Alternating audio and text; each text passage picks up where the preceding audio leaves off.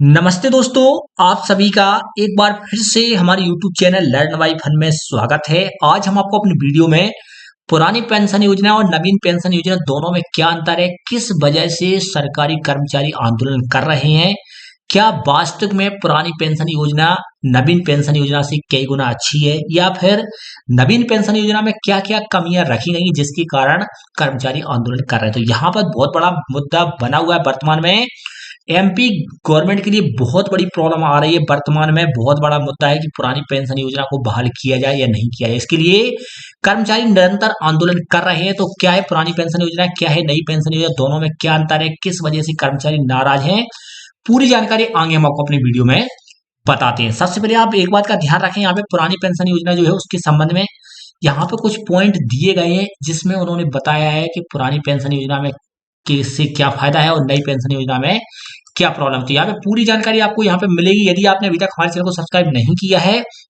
और आप इसी प्रकार की इंपोर्टेंट इन्फॉर्मेशन प्राप्त करना चाहते हैं तो आप हमारे चैनल को सब्सक्राइब कर लें, साथ ही साथ बेल आइकन को दबाएं जिससे हमारी वीडियो नोटिफिकेशन तुरंत ही आपके पास प्राप्त हो सके। साथ ही साथ वीडियो को लाइक करें और ज्यादा से ज्यादा अपने साथियों को शेयर करें जिससे कि वो स्पष्ट रूप से समझ सके कि पुरानी पेंशन योजना कहां तक बेनिफिशियल है और नई पेंशन योजना में क्या क्या कमियां हैं, किस वजह से कर्मचारी आंदोलन कर रहे हैं, वो स्पष्ट हो सके। तो यहाँ पर क्या देखें, सबसे पहले जो ओल्ड पेंशन स्कीम में पेंशन के लिए वेतन से कोई कटौती नहीं होती है, जबकि एनपीएस के अंतर्गत क्या होता है कि 10% जो बेसिक सैलरी और डीए है उसमें से कटौतरा होता है। यहाँ पे सबसे पहली बात है कि यहाँ पे जो कटौतरा है वो ओल्ड पेंशन में कटौतरे का कोई प्रावधान नहीं है, जबकि यहाँ पे क्या 10% कटौतरा होता है। सेकंड देखें, यहाँ पे पुरानी पेंशन योजना में जीपीएफ जनरल प्रोविडेंट फंड की सुविधा होती है, जबकि एनपीएस के अंतर्गत जो जनरल प्रोविडेंट फंड होता है उसकी सुविधा का प्रावधान नहीं किया गया है। तीसरा पॉइंट देखें, पुरानी पेंशन एक सुरक्षित पेंशन योजना है, इसका भुगतान सरकार की ट्रेजरी के जरिए किया जाता है। यहाँ पर सबसे इंपॉर्टेंट चीज है कि पुरानी पेंशन योजना के अंतर्गत क्या है, सरकार के द्वारा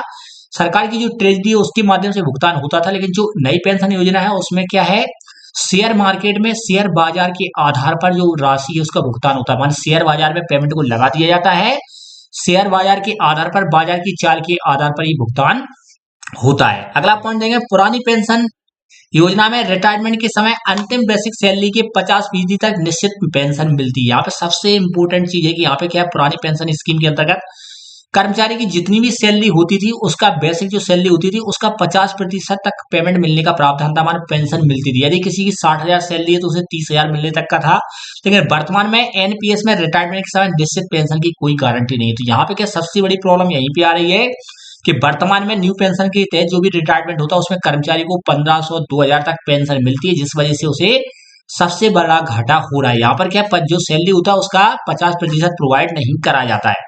अगला देखिए, यहाँ पे पुरानी पेंशन योजना में 6 महीने के बाद मिलने वाला महंगाई भत्ता डीए लागू होता है, जबकि एनपीएस में जो क्या होता है 6 महीने के बाद मिलने वाला जो महंगाई भत्ता होता है उसको लागू नहीं किया जाता है।